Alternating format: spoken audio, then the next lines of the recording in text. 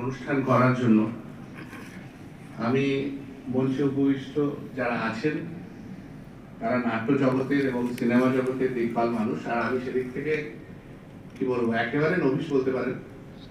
একদম নেহাতি এই স্যার যেটা বললেন, সুমনবাবু যেটা বললেন, মানে একদম নির্লজ্জের মতোই একটা ছবি করতে নামা আর কি। কারণ সত্যি কথা বলতে গিয়ে আমাদের নিজেদের ঢাক নিজেদেরই পেটাতে হয়, কোনো উপায় নেই।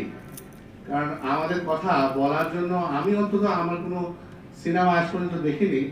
অনেক সিনেমাতে ডাক্তার আছেন, ডাক্তার রয়েছেন, কিন্তু আমাদের চোখ দিয়ে বোধহয় কেউ খুব একটা দেখাতে পারেননি। ইভেন শুভেন্দুবাবু ডাক্তার ছিলেন, উনি অভিনয় করতেন, কিন্তু ওনাকেও সেরকম ভাবে কোনো ডাক্তারদের নিয়ে একটা সিনেমা, হয় একজন ভগবান নয় একজন শয়তান, মাঝামাঝি ডাক্তারদের, মানে যারা মানুষ, ডাক্তার তো মানুষ হয়, তাদের তো মানুষের মধ্যে দেখতে পড়তে সবকিছু, এটা কোথাও আমরা করে দেখতে পাইনি। তো আমার এই ছবিটা একদম ওই একটা মানুষকে দেখানো, একটা মধ্যবিত্ত ডাক্তার মানুষ।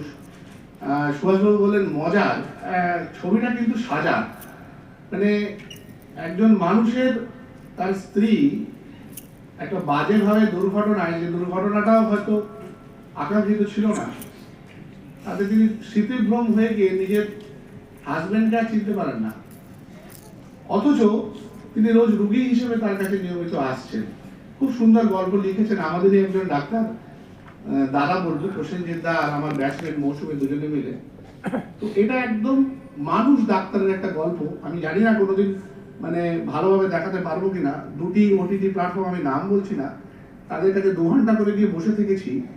তারা নেবে বলেছে, কিন্তু তারপর থেকে আর ফোন ধরে না, হোয়াটসঅ্যাপে রিপ্লাই পর্যন্ত দেয় না।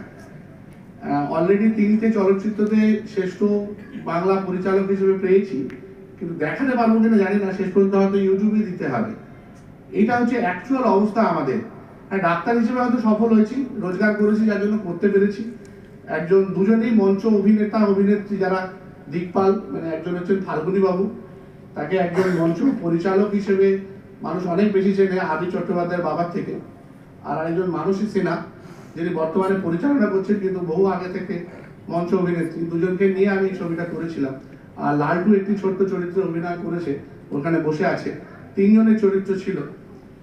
তো এই জিনিসটাকে আমি পেরেছি, মানে আর আমি পারবো কিনা জানি না, কারণ সেই অর্থটা আমাকেই জোগাড় করতে হবে, নইলে হবে না। এরকমভাবে দেখাতে পারবো কিনা সেটাও জানি না।